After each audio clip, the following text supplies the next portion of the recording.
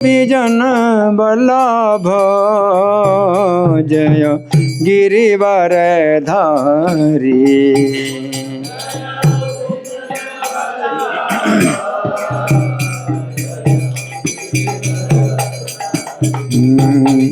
जय गोपी जन बल्लभ जय गिरिवर धारी।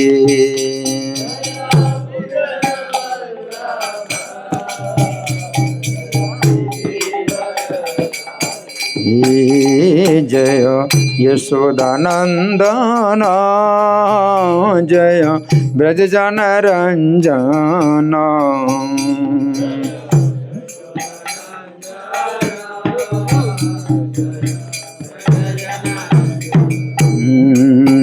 जय यशोदानंदन जय ब्रज जन रंजन।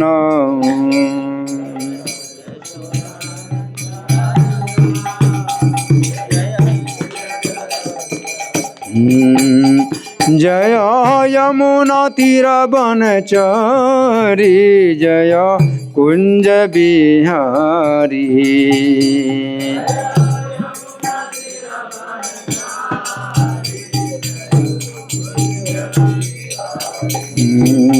जय यमुना तीर बनचरी जय कुंज बिहारी।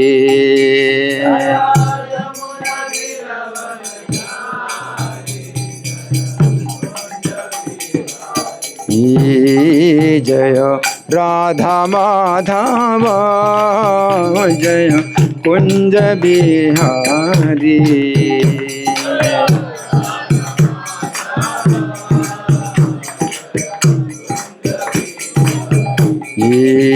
जय राधा माधव जय कुंज बिहारी।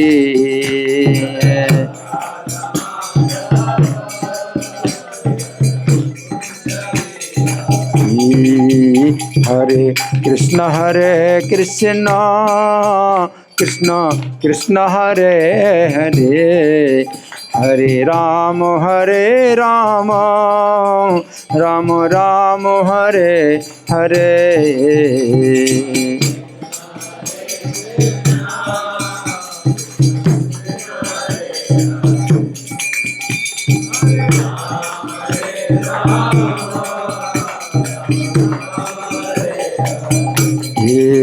हरे कृष्ण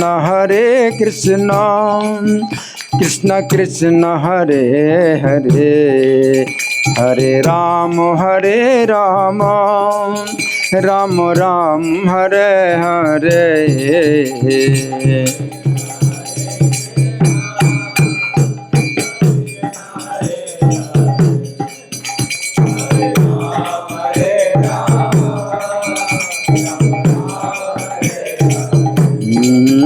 हरे कृष्ण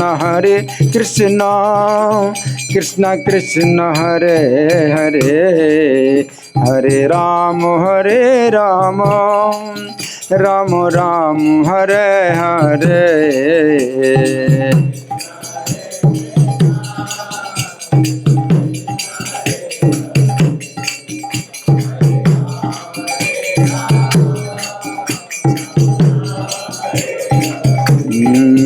हरे कृष्ण कृष्ण कृष्ण हरे हरे हरे राम राम राम हरे हरे।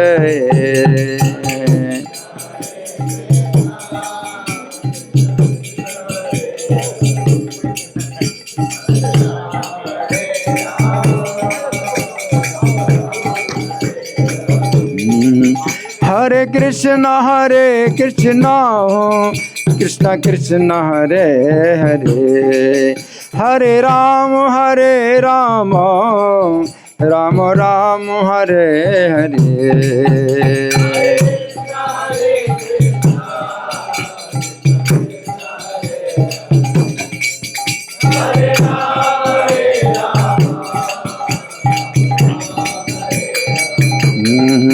हरे कृष्ण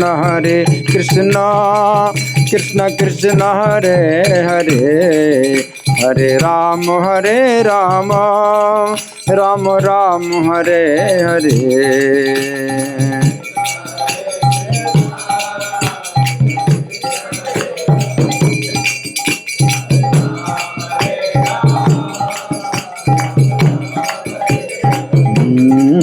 हरे कृष्ण कृष्ण कृष्ण हरे हरे, हरे राम राम राम हरे हरे।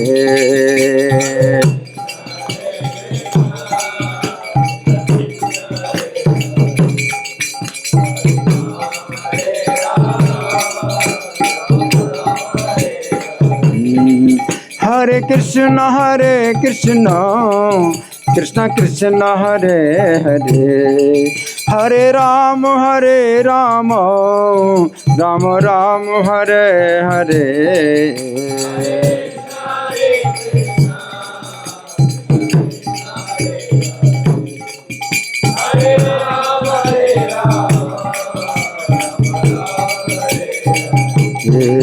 हरे कृष्ण कृष्ण कृष्ण हरे हरे, हरे राम राम राम हरे हरे।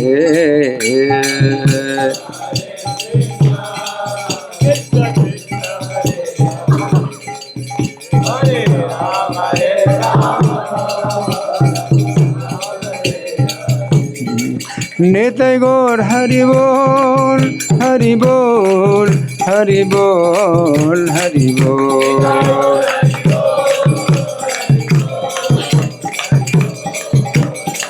जय प्रभुपदा प्रभुपदा प्रभुपदा, जय प्रभुपदा।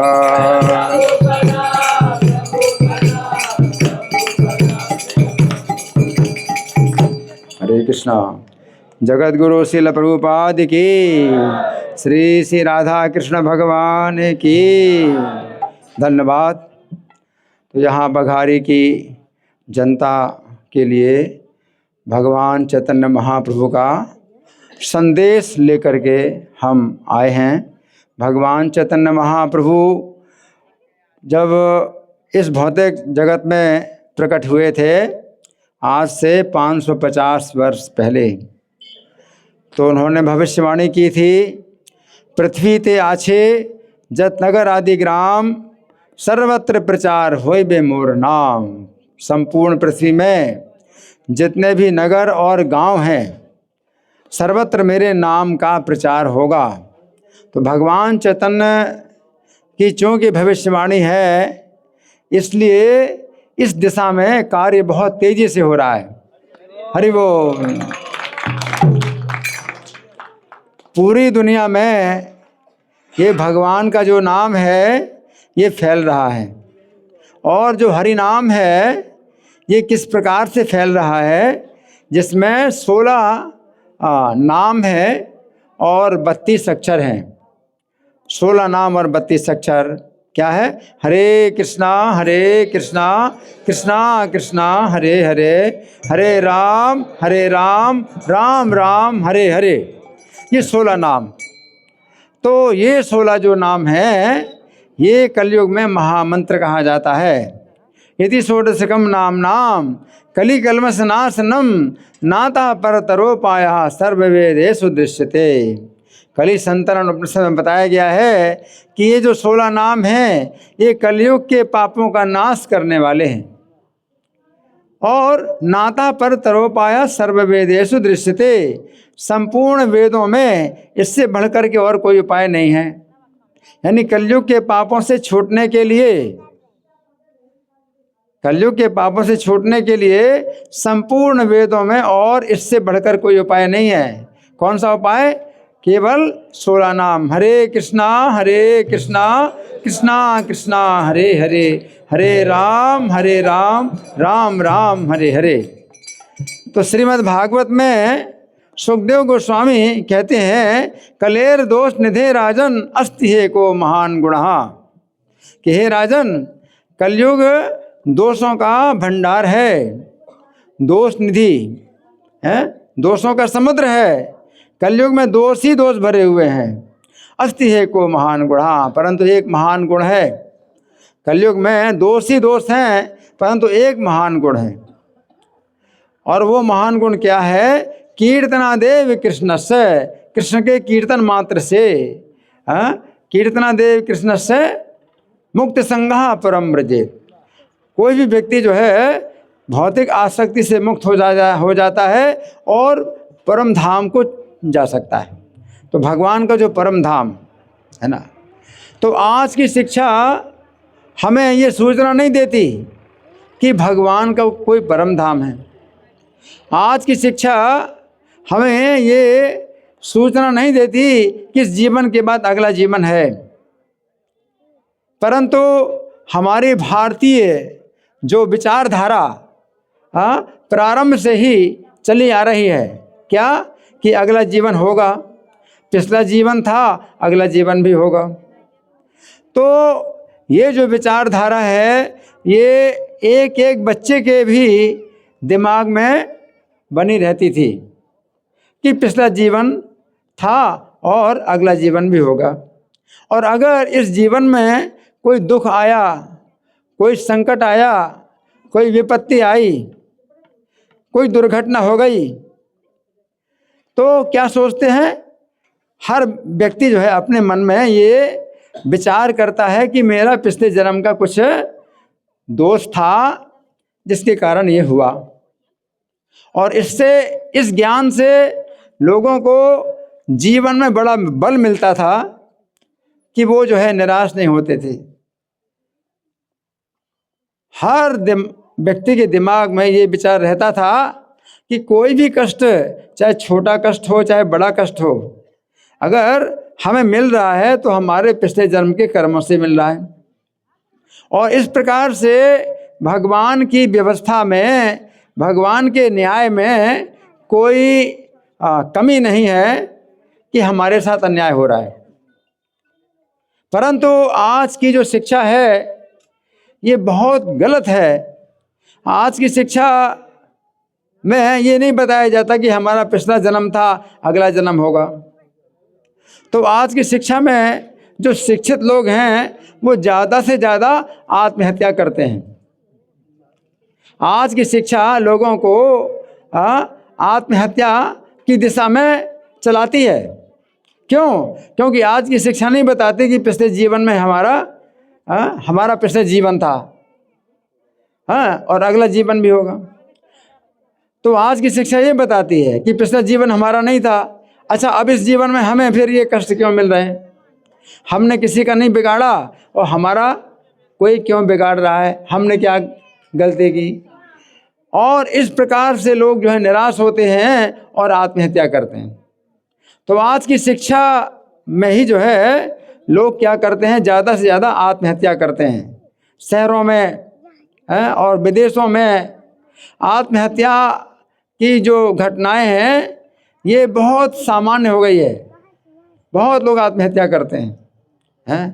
परंतु ये जो भारतीय विचारधारा है वो विदेशों की विचारधारा से प्रभावित हो गई और भारत में भी लोग आत्महत्या करने लगे।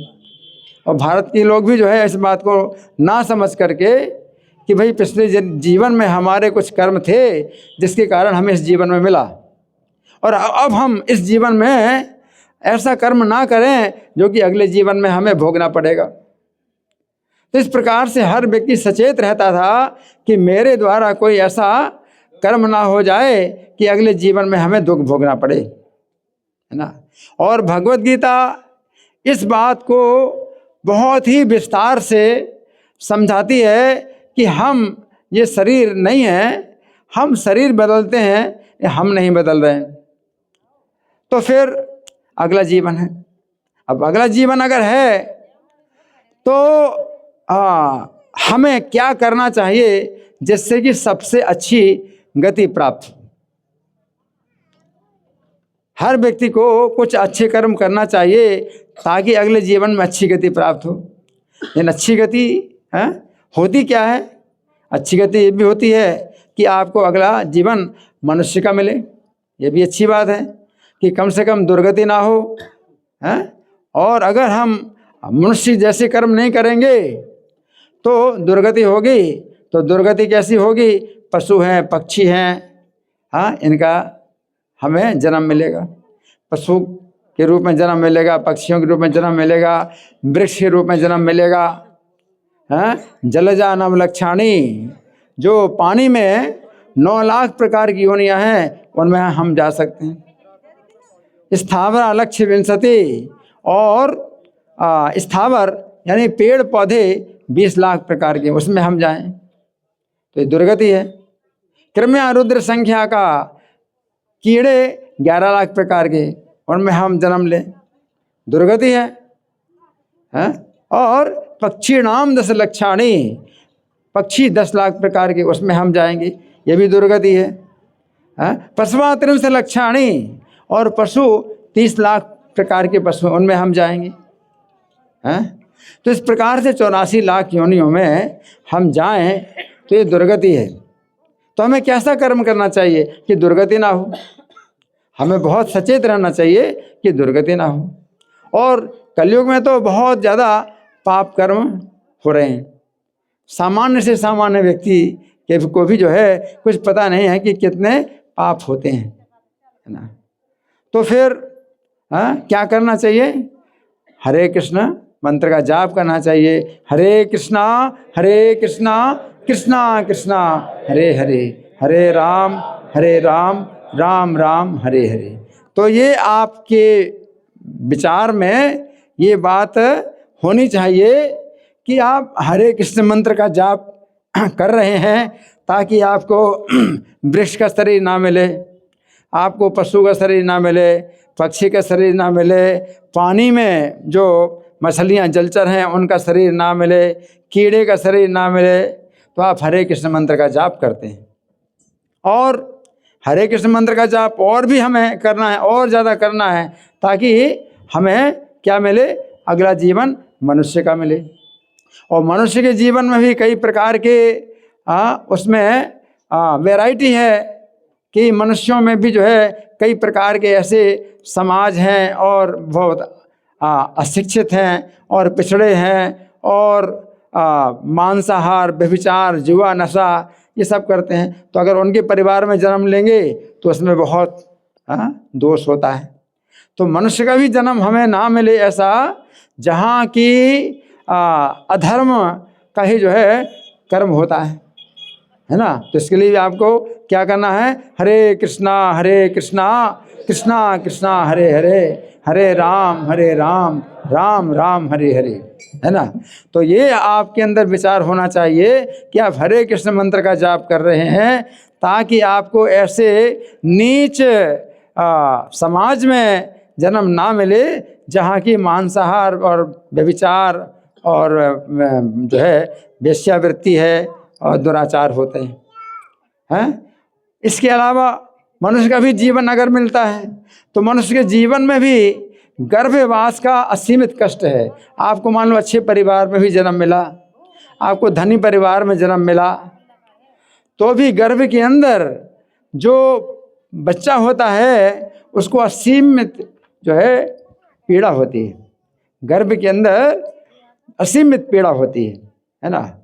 तो सबसे अच्छा तो ये है कि हमें ये गर्भ का जो वास है, गर्भ में निवास का जो कष्ट है ना भोगना पड़े। इसके लिए क्या करना है? हरे कृष्णा कृष्णा कृष्णा हरे हरे, हरे राम राम राम हरे हरे। अच्छा, तो ठीक है, मनुष्य के जीवन में भी बड़ा कष्ट है, गर्भ में निवास करना पड़ता है। और गर्भ के निवास के बाद जब जन्म होता है असीमित कष्ट होता है जन्म के समय, और जन्म के बाद भी असीमित कष्ट होता है, क्योंकि बच्चा मनुष्य के जन्म में भी उसको कीड़े काटते हैं, बिस्तर में कीड़े काटते हैं और मक्खी मच्छर भी बैठते हैं उसके शरीर में, और कोमल शरीर होता है और वो जो कीड़े काटते हैं असीमित कष्ट होता है और वो उस कीड़ों को हटा नहीं सकता, बहुत कष्ट है। तो ये कष्ट भी हम नहीं चाहते। अगर नहीं चाहते तो क्या करना है? हरे कृष्णा कृष्णा कृष्णा हरे हरे, हरे राम राम राम हरे हरे। और बचपन के इतने कष्ट होने के बाद फिर पढ़ाई लिखाई के लिए जाना पड़ता है, और टीचर जो शिक्षक हैं वो डांटते हैं, फटकारते हैं, और कई प्रकार के जो है कष्ट मिलते हैं, क्योंकि बच्चे के अंदर बड़ा अज्ञान होता है। कभी वो किसी गड्ढे में गिर जाए, कभी चोट लग जाए, कभी पेड़ से गिर जाए, तो बहुत ये सब कष्ट हैं। तो ये सब कष्ट हमें ना भोगना पड़े, इसके लिए क्या करना है? हरे कृष्णा कृष्णा कृष्णा हरे हरे, हरे राम राम राम हरे हरे। तो मनुष्य के जीवन में ये सब कष्ट हैं, और बीमारियां, अनेक प्रकार की बीमारियां होती हैं, और उनका इलाज कराना पड़ता है, और इलाज कराते कराते भी वो बीमारियां नहीं जाती हैं, तो असीमित कष्ट है। बुढ़ापे का कष्ट है, बुढ़ापे का बड़ा कष्ट है। इसके बाद मृत्यु का भी बहुत कष्ट है। तो मनुष्य का जीवन भी अगर हमें ऐसा मिलता है कि जिसमें बुढ़ापे का कष्ट है, बीमारी का कष्ट है और मृत्यु का कष्ट है, तो हमें ना मिले, इसके लिए हमें क्या करना है? हरे कृष्णा कृष्णा कृष्णा हरे हरे, हरे राम राम राम हरे हरे। अच्छा, तो मनुष्य का जीवन भी बहुत कष्टदायक है। तो फिर कैसी गति चाहिए भाई? स्वर्ग जाएंगे, स्वर्ग जाते हैं तो हमें इतना पुण्य करना चाहिए कि हम स्वर्ग जाएं। लेकिन स्वर्ग में भी क्या होता है कि स्वर्ग में जो जाते हैं तो उनको अच्छा जीवन प्राप्त होता है। माइक, इस माइक में ज़्यादा अच्छी आवाज़, अच्छा है, लाउड स्पीकर तो दोनों करें या एक? हरि बोल, दोनों हरे कृष्णा, एक ठीक है। अच्छा, ये जो बोल रहे हैं वो स्पीकर में लगा दो। अच्छा, स्पीकर, इसको स्पीकर के पास ले जाओ। हाँ ठीक है, स्पीकर के पास ले जाओ तो फिर और जुट जाए। बहुत अच्छा, हरे कृष्णा। हाँ अच्छा, तो मैं क्या बता रहा था?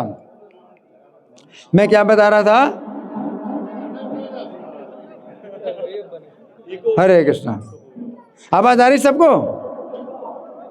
हाँ, तो इससे अच्छी आवाज आ रही है इसके बिना?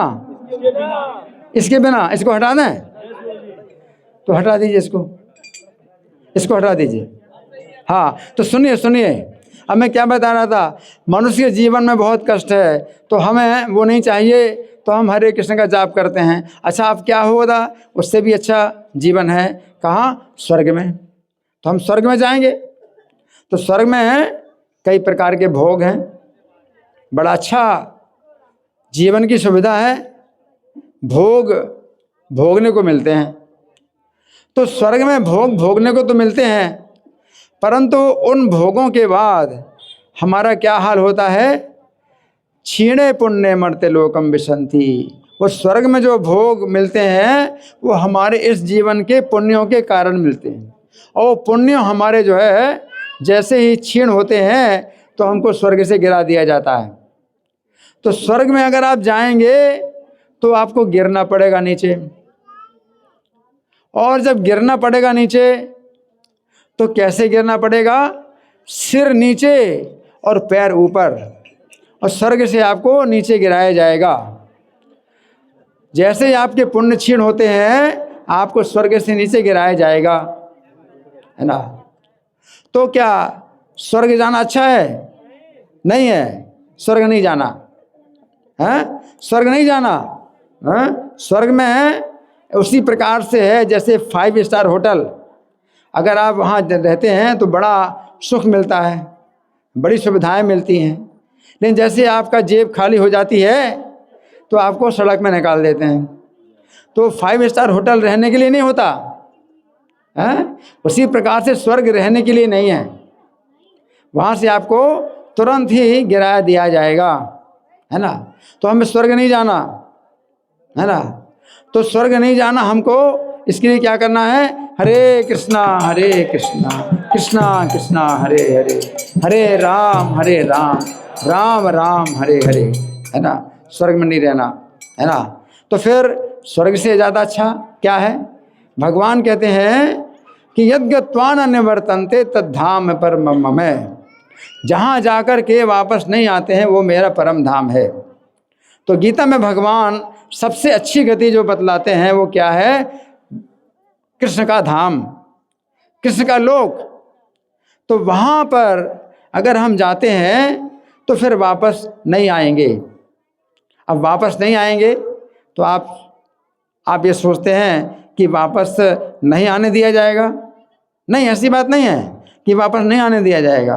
आप वापस नहीं आना चाहेंगे, स्वर्ग से भी आप वापस नहीं आना चाहते हैं, लेकिन आपको निकाला जाएगा। और वहाँ परम धाम में आप जाएंगे तो वहाँ से वापस नहीं आना चाहते हैं, तो वहाँ से आपको वापस नहीं निकाला जाएगा। तो ये सबसे अच्छा जो उपाय है कि आप परम धाम में जाइए, भगवान के परम धाम में जाइए, और वहाँ आपको जो है निकाला नहीं जाएगा। और अगर आप आना चाहेंगे तो आ सकते हैं, अगर आप आना चाहेंगे अपनी इच्छा से तो आ सकते हैं, है ना, लेकिन आप आना नहीं चाहेंगे। हैं? क्यों आना नहीं चाहेंगे? क्योंकि वहाँ पर आपको ऐसा शरीर मिलेगा जिसमें जन्म का भी कष्ट नहीं है, और बुढ़ापे का कष्ट नहीं है, बीमारी का कष्ट नहीं है, और मृत्यु का कष्ट नहीं है। तो भगवान का जो परम धाम है उसका वर्णन श्रीमद् भागवत के 3 स्कंद में विस्तार से मिलता है। भगवान का जो परम धाम है तो वहाँ पर अपना घर भी है, और परिवार भी है, और समाज भी है, सब कुछ है। ऐसा मत सोचिए कि नहीं भगवान के परम धाम में हम निराकार हो जाएंगे या कुछ ऐसे निष्क्रिय हो जाएंगे। लोग ऐसे ही सोचते हैं। लोग सोचते हैं कि जो मुक्ति होती है, मुक्ति में तो फिर हमारा कोई रूप नहीं रहेगा, और हमें कोई ना कुछ दिखाई पड़ेगा, और ना कुछ सुनाई पड़ेगा, और ना हमें कोई समाज या संगति मिलेगी, ना परिवार होगा, ना घर होगा। तो ऐसा नहीं है। वहाँ पर घर भी है, परिवार भी है, वहाँ पर समाज है, और बहुत आनंद है। एक दूसरे से मिलकर के हम लोग बहुत आनंद प्राप्त करते हैं। वहाँ पर बताया गया है कि चिंतामणि प्रकर सदमसुकल्प वृक्ष लक्षावृते सुरभि रविपालयंतम लक्ष्मी सहस्र शत संभ्रम से विमानम गोविंदमादि पुरुषम तमहम भजामि। हैं? तो वहाँ पर क्या है? चिंतामणि प्रकर सदमसु, चिंतामणि से बने हुए वहाँ पर भवन है। यहाँ पर जो भवन है वो किससे बने होते हैं? मिट्टी से बने हैं, या ईंटा से बने हैं, या सीमेंट से बने हैं। मिट्टी, ईंटा या सीमेंट से बने हैं, और हर बार उनको जो है क्या करना, मरम्मत करनी पड़ती है, नहीं तो टूटते फूटते रहते हैं हमेशा। घर मकान हमेशा टूटते फूटते रहते हैं।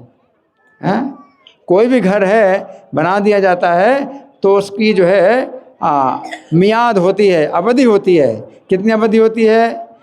किसी 10 साल की अवधि है, और किसी घर की 50 साल की अवधि है। तो इस तरह से जो है घर हैं जो बनाए जाते हैं, उनकी कुछ अवधि होती है।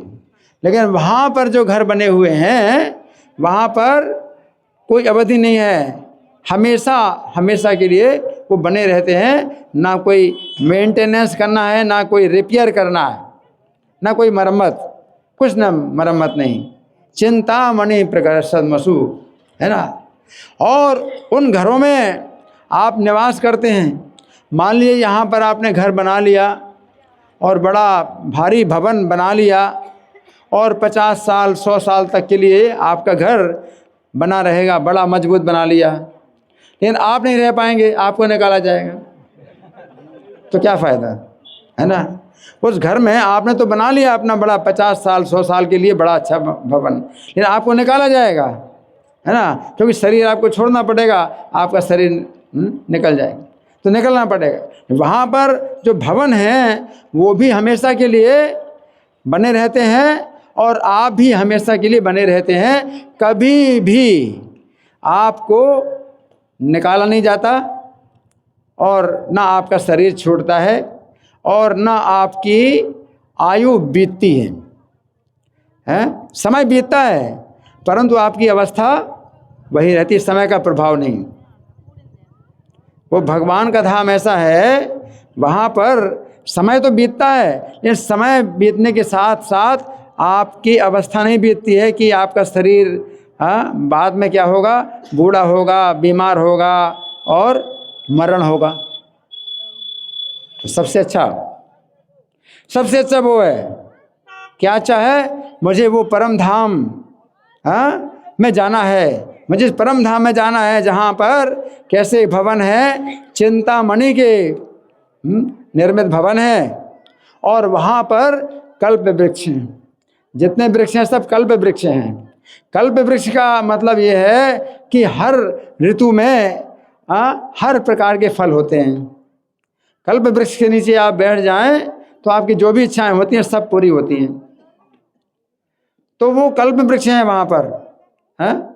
तो वो भगवान का धाम है जहाँ की आपको कोई परिश्रम नहीं करना पड़ता है कि खाने के लिए आप लोग क्या करते हैं कि परिश्रम करते हैं, खाने के लिए, जीवन निर्वाह करने के लिए आपको परिश्रम करना पड़ता है, मजदूरी करना पड़ता है, व्यापार करना पड़ता है। वहाँ पर कोई व्यापार नहीं करना पड़ता, कोई मजदूरी नहीं करनी पड़ती, वहाँ पर सब आपकी जो इच्छाएं हैं वो सब पूरी होती हैं। चिंतामणि प्रकर सदमसु कल्प वृक्ष लक्षावृतेषु सुरभि रविपाले अंतम। और वहाँ पर सुरभि नाम की गौएं होती हैं। सुरभि नाम की गौएं होती हैं, वो ऐसी गौएं होती हैं कि जिनसे दूध जितना आप चाहें उतना निकालो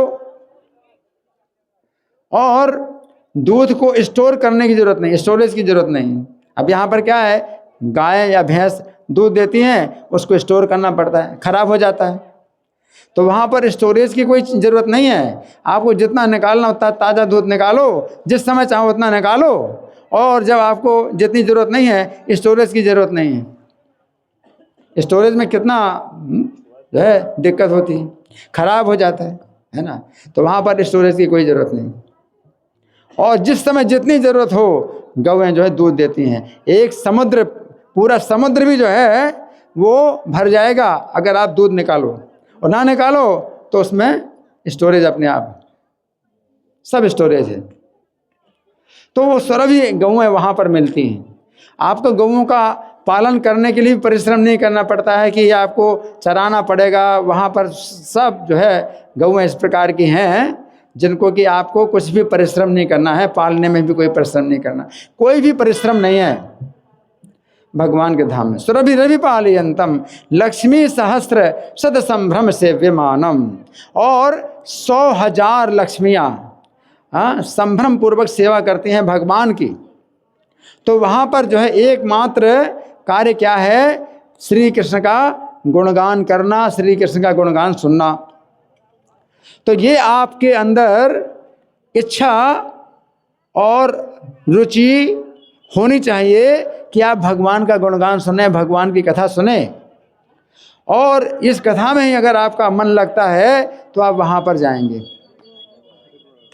हरि बोल।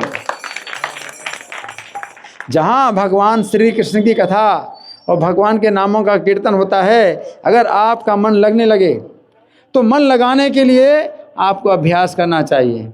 आप अभ्यास करो, रोज़ सुनो भगवान की कथा। आजकल भगवान की कथा सुनने में भी जो है बड़ी सुविधा है। आज की टेक्नोलॉजी का ये फ़ायदा है, हर जगह सबके पास मोबाइल है।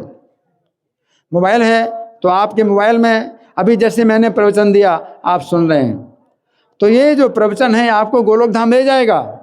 लेकिन आपको हमेशा सुनना है।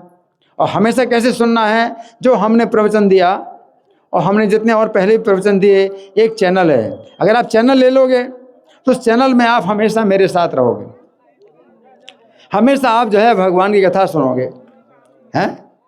तो इसमें कोई मतलब दिक्कत नहीं कि आपको कथा सुनने के लिए कहीं जाना पड़ेगा, हैं। कथा आपके जो है कहाँ पर है, उंगलियों की नोक पर। उंगली से केवल जो है आपको टच करना है, छूना है, मोबाइल को छूना है उंगली से और आपको कथा मिलेगी। तो अगर कथा में आसक्ति हो गई और हरे कृष्ण के जाप में आसक्ति हो गई, देखो हरे कृष्ण का जाप भी आप कर सकते हो हर समय। आप काम करते हैं और आप जो है नाम करते रहो, तो क्या दिक्कत है? हैं? आप बैठे हैं तो फालतू की बातें करने के बजाय आप क्या करें? हरे कृष्णा कृष्णा कृष्णा हरे हरे, हरे राम राम राम हरे हरे। तो नाम में जो है किसी प्रकार के नियम नहीं है, हैं? किसी प्रकार का नियम नहीं है, हैं? चैतन्य महाप्रभु जो साक्षात श्री कृष्ण हैं, तो आज से 550 साल पहले आए थे, तो उन्होंने अपना संदेश दिया। शिक्षाष्टकम का जो दूसरा श्लोक है उसमें चैतन्य महाप्रभु कहते हैं, नाम नामकारी बहुधा निज सर्व शक्ति। भगवान चैतन्य कहते हैं कि हे श्री कृष्ण, आपने मेरे ऊपर बड़ी कृपा करी है। क्या? आपने अपने नाम दिए, आपने अपना नाम दिया और उसमें संपूर्ण शक्तियाँ डाल दी। आपके नाम में संपूर्ण शक्तियाँ हैं, तत्रार्पिता नियमिता स्मरणे न काला। तो आपने नाम दिया, उसमें संपूर्ण शक्तियाँ भी हैं आपके नाम में, और नाम लेने में कोई समय का बंधन नहीं है, कोई समय का बंधन नहीं है कि हर समय आप नाम ले सकते हैं। आप कोई भी काम कर रहे हैं तो आप नाम ले सकते हैं, आप चलते हुए भी नाम ले सकते हैं, बैठे बैठे नाम ले सकते हैं, और बिस्तर में पड़े पड़े भी नाम ले सकते हैं, और खेतों में काम कर रहे हैं तो भी आप नाम ले सकते हैं। हाँ, स्मरणे न काला एतादृशी तब कृपा भगवन ममापि। आपकी इतनी कृपा है मेरे ऊपर, लेकिन मेरा दुर्भाग्य, फिर भी हमारा दुर्भाग्य क्या है? दुर्भाग्य ये है कि हमारा अनुराग नहीं है, नाम में अनुराग नहीं है, ये हमारा दुर्भाग्य है। तो भगवान की कृपा देखो, भगवान की कृपा आपके ऊपर पहले से है। अगर आप कहते हैं कि भगवान की कृपा हमारे ऊपर नहीं है ना, तो ये बहुत एक प्रकार से ये कृतज्ञता है। कृतज्ञता मतलब भगवान की कृपा को ना मानना, तो ये कृतज्ञता कहलाती है? तो ये जो है बहुत बड़ी कृतज्ञता है। तो भगवान की कृपा इतनी है, आपको मनुष्य का जीवन प्राप्त हुआ है ये भगवान की कृपा से, और इसमें आपको नाम मिला है ये भगवान की कृपा से। नाम में किसी प्रकार का नियम नहीं बनाया गया है कि कोई भी समय हो, चाहे दुख हो और चाहे सुख हो, चाहे हंसी का समय हो चाहे शोक का समय हो, हंसी में भी और शोक के समय भी आप नाम लीजिए। चाहे घर में किसी का जन्म हो तो भी नाम लो, किसी का मरण हो तो भी नाम लो, है ना। ये नहीं है कि अब मरण हो गया है तो हम नाम नहीं करेंगे, या फिर तो घर में खुशी चल रही है या व्यापार में बड़ा लाभ हुआ है तो अभी तो खुशियां मना रहे हैं इसलिए नाम नहीं लेते हैं, या कोई घर में बीमार है या घर में किसी का मरण हो गया है तो नाम नहीं ले रहे हैं। तो ये चीज़ जो है मतलब अपना दुर्भाग्य। अगर हम अपना दुर्भाग्य बनाते हैं तो ऐसे नियम बनाते हैं कि इस समय नाम नहीं लेना चाहिए, उस समय नाम नहीं लेना चाहिए। कोई कहता है कि शाम को नाम नहीं लेना चाहिए, कोई कहता है रात को नाम नहीं लेना चाहिए। तो इस तरह से बहुत से जो है दुर्भाग्य के जो है कारण बन जाते हैं। चैतन्य महाप्रभु के समय में भी ऐसे अभागे लोग थे जो भगवान चैतन्य की भी निंदा करते थे। भगवान चैतन्य जो नाम लेते थे, जोर जोर से नाम लेते थे, रात के समय नाम लेते थे, रात भर कीर्तन करते थे भगवान चैतन्य। तो वो जो अभागे लोग हैं वो क्या बोलते थे, ये लोग रात में भी भगवान का नाम लेते हैं और भगवान की नींद को खराब करते हैं, इसलिए इनका जो है मतलब नुकसान, भगवान का अपराध कर रहे हैं। अरे भगवान जो है नींद नहीं लेते हैं, सब लोग सोते हैं तो भी भगवान, जो नहीं सोते हैं वो ही भगवान है। भगवान उसी को कहते हैं कि सबके सोते पर भी, सबके सोने पर भी जो नहीं सोते हैं वो भगवान है।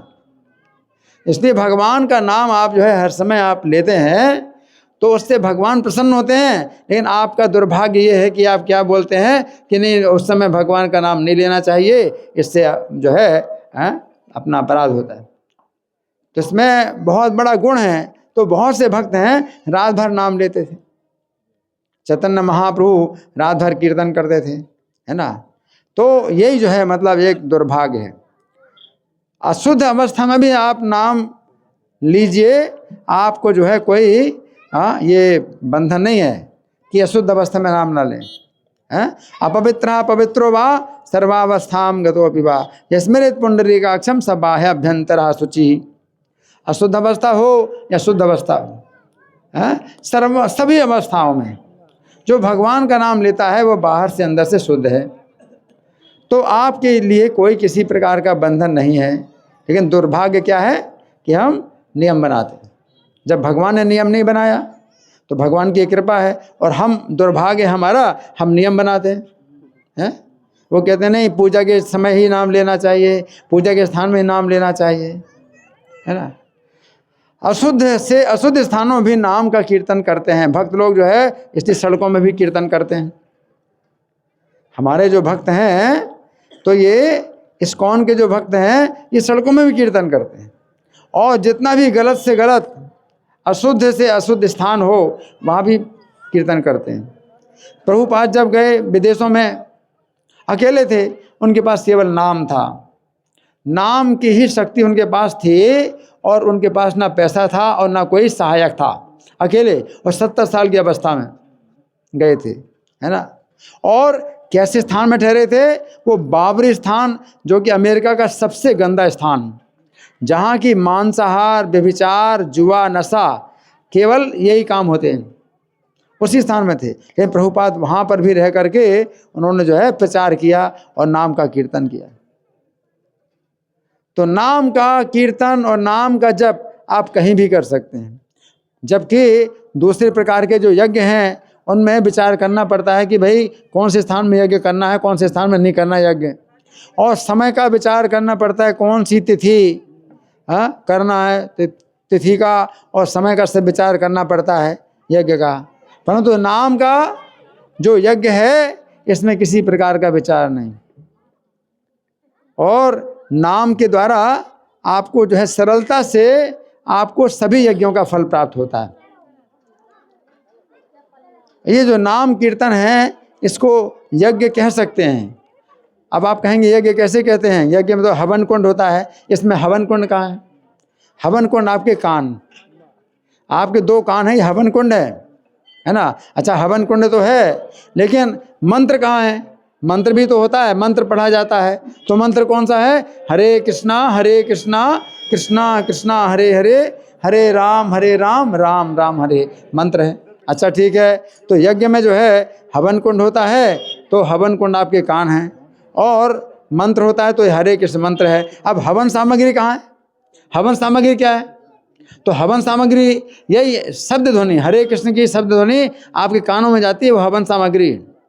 हवन सामग्री भी आपको दुकान से, बाजार से खरीदने की जरूरत नहीं है। हवन सामग्री भी आपको बनी बनाई आपके मुंह से निकलती है।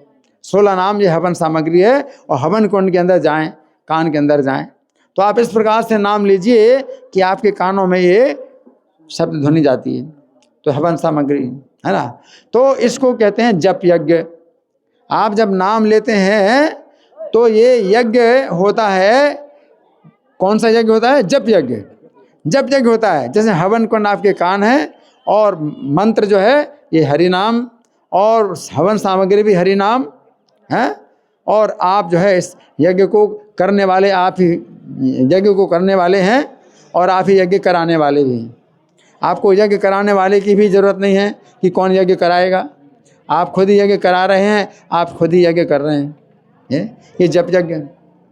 और गीता में भगवान कहते हैं यज्ञ अनाम जप यज्ञोस्मि, सब प्रकार के यज्ञों में जप यज्ञ सबसे बड़ा यज्ञ है।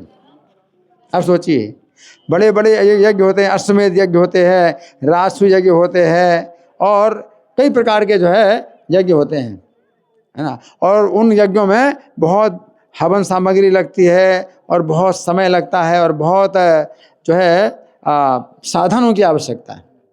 कई प्रकार के साधनों की आवश्यकता है और बहुत से जो है लोगों की आवश्यकता है, ब्राह्मणों की आवश्यकता है और बहुत धन की आवश्यकता है। लेकिन इसमें क्या है, इसमें ना तो किसी ब्राह्मण की आवश्यकता है, ना धन की आवश्यकता है और ना किसी साधन की आवश्यकता है। आप बैठे बैठे, खड़े खड़े, लेटे लेटे भी आप यज्ञ कर सकते हैं। यज्ञ नाम जप यज्ञ, उसमें जप यज्ञ सबसे सरल भी है और सबसे बड़ा यज्ञ है, सबसे बड़ा फल भी देने वाला है ना। दूसरा यज्ञ है संकीर्तन यज्ञ। संकीर्तन यज्ञ ये बहुत बड़ा यज्ञ है जिसमें बताया गया है यज्ञ संकीर्तन प्राय रजंत ही सुमेधसा, कि संकीर्तन यज्ञ कलयुग में जो संकीर्तन यज्ञ है, जिनकी अच्छी बुद्धि है वो संकीर्तन यज्ञ के द्वारा भगवान की पूजा करेंगे।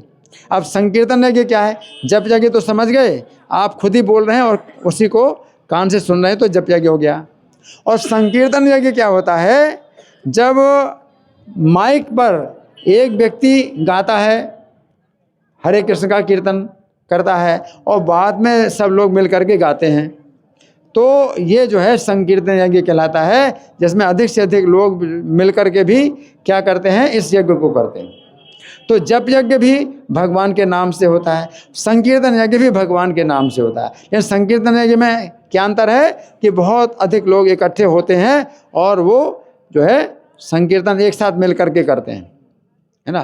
तो संकीर्तन यज्ञ ये जो है कलयुग का सबसे बड़ा यज्ञ है जो कि बताया गया है कि भगवान का जो है संकीर्तन यज्ञ करेंगे कौन लोग? जिनकी अच्छी बुद्धि होगी, अच्छी बुद्धि होगी तो संकीर्तन यज्ञ करेंगे। ऐसे संकीर्तन यज्ञ जो है हमारे इस्कॉन के जो भक्त लोग हैं करते हैं, सड़कों में करते हैं।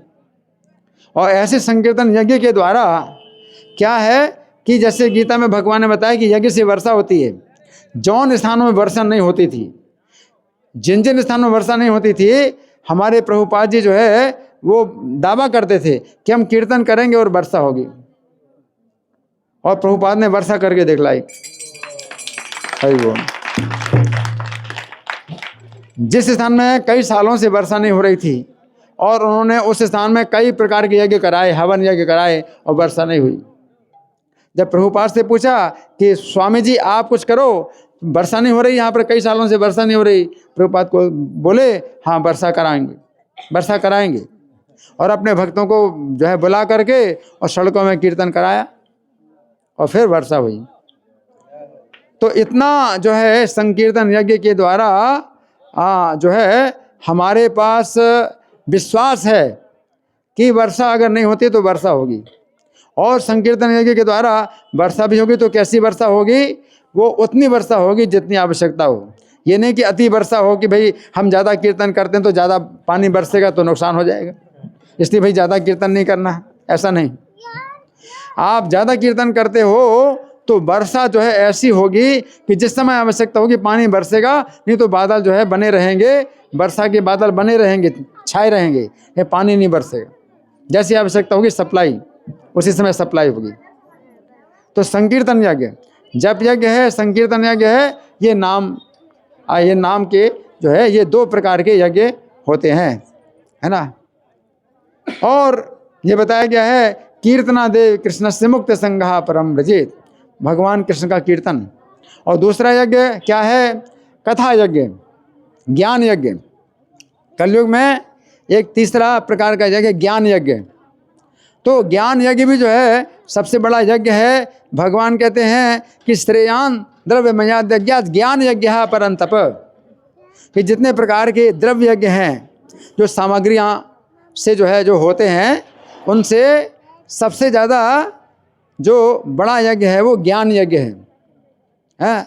सर्वम कर्माखिलम पार्थ ज्ञाने परिसमापिते, जितने भी कर्म हैं सब जो है ज्ञान में समाप्त होते हैं, भगवान कह रहे हैं। अब ज्ञान यज्ञ क्या है? ज्ञान यज्ञ होता है कि जब कोई व्यक्ति कथा सुना रहा है, जैसे मैं माइक पर बोल रहा हूँ, तो भगवान की महिमा, भगवान के गुण और नाम की महिमा मैं सुना रहा हूँ, आप लोग सुन रहे हैं, ये ज्ञान यज्ञ है। तो देखिए मैंने 3 प्रकार के यज्ञ बतलाए। जप यज्ञ जो कि अपना आप जो है माला पर जप करते हैं, ये जप यज्ञ कहलाता है। और संकीर्तन यज्ञ सब लोग मिल करके जब हरे नाम का उच्चारण करते हैं, संकीर्तन है। और तीसरा क्या है? ज्ञान यज्ञ। तो जप यज्ञ सबसे बड़ा यज्ञ है यज्ञों में, संकीर्तन यज्ञ भी सबसे बड़ा यज्ञ है, और ज्ञान यज्ञ भी सबसे बड़ा यज्ञ है। ये 3 प्रकार के यज्ञ। और ज्ञान यज्ञ में क्या है? आपको बोलना नहीं है, आपको सुनना है, वो भगवान का संदेश। भगवान ने गीता में जो संदेश दिया है वो आप सुनिए, भागवत में जो संदेश दिया वो आप सुनिए, जो मैं आपको बता रहा हूँ वो भगवान का संदेश है, वो आप सुनते हैं। तो ज्ञान यज्ञ। अब देखिए, ये ज्ञान यज्ञ भी जो है आपके लिए बहुत सुलभ है।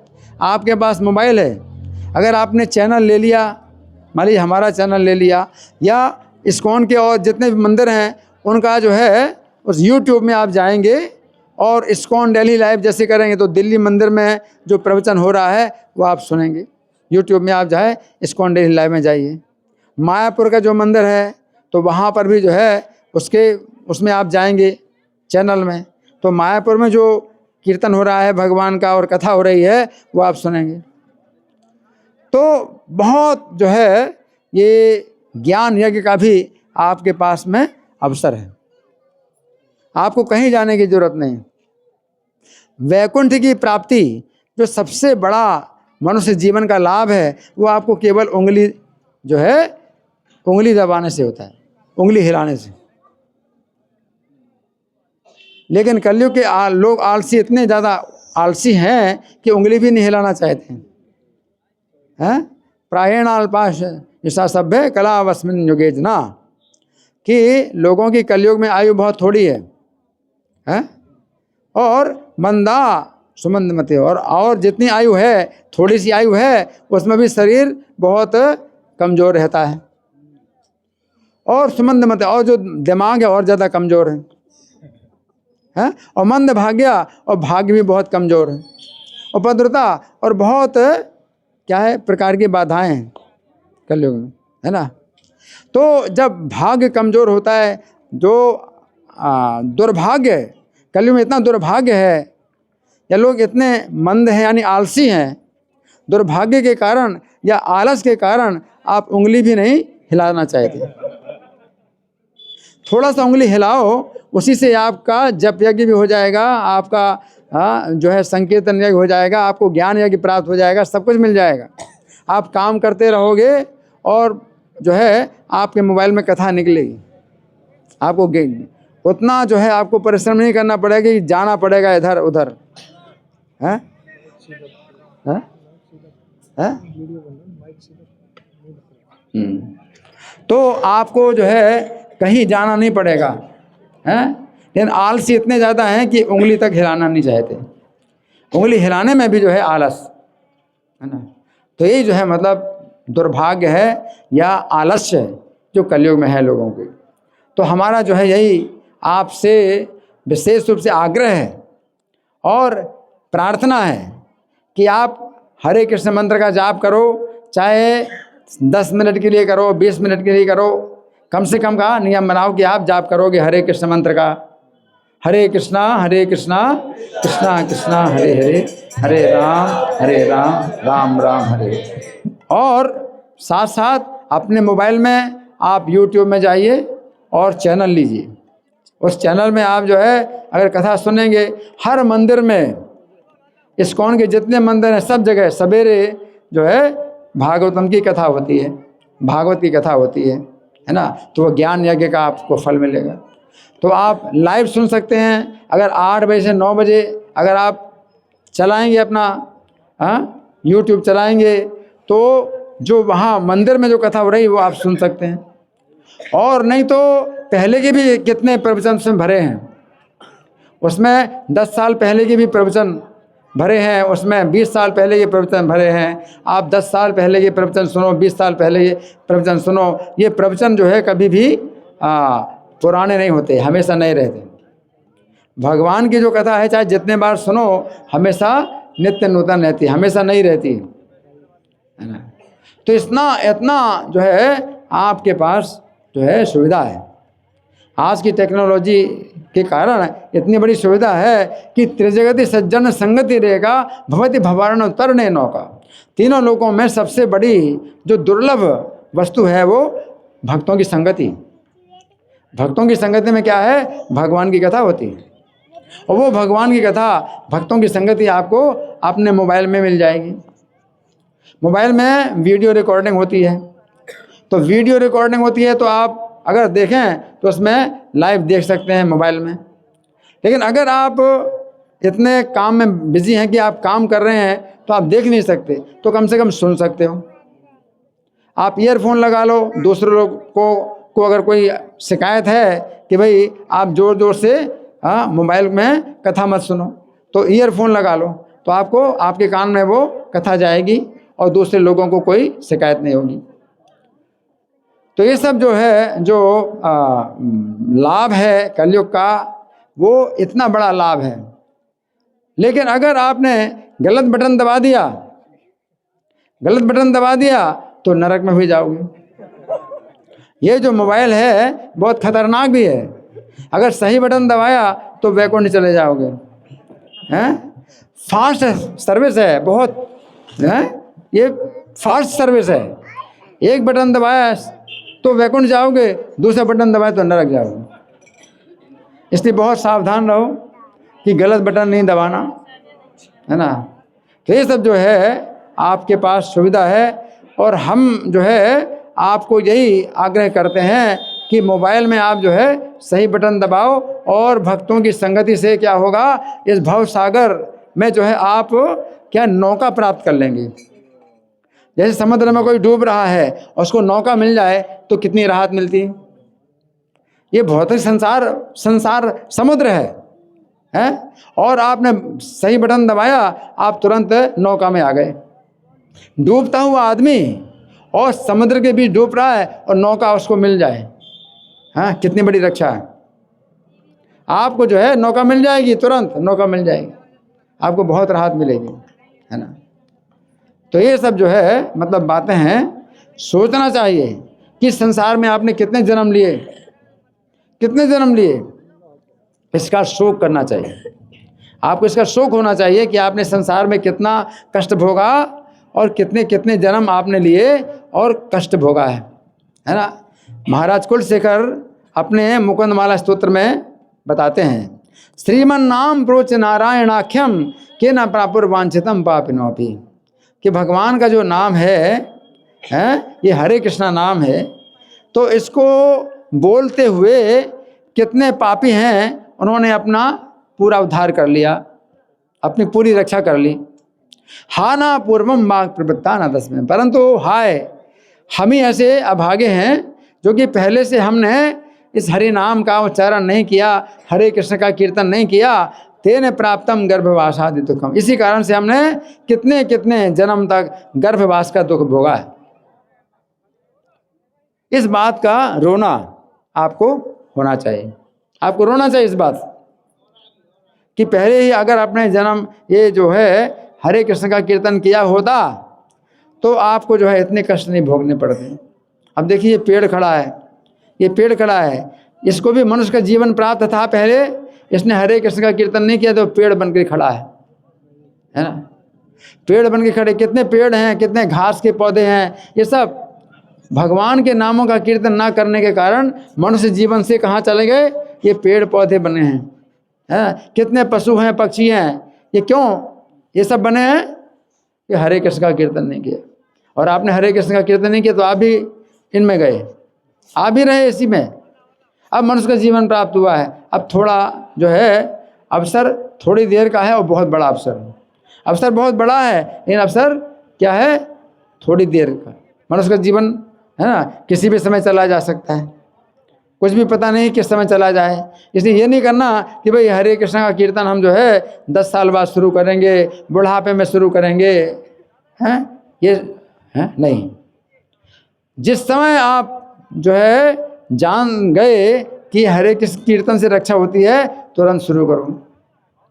कहते हैं काल करे सो आज कर, आज करे सो अब।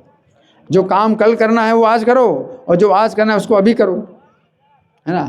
तो ये हरे कृष्ण का कीर्तन जो है, इसमें आपको कोई परिश्रम नहीं लगता और आपका कुछ पैसा नहीं लगता, और इसमें लाभ कितना है, जो लाभ आपको करोड़ों रुपयों से नहीं मिलेगा, वो लाभ जो है आपको इससे मिलेगा। तो यही हमारा संदेश है कि आप लोग हरे कृष्ण का कीर्तन करिए।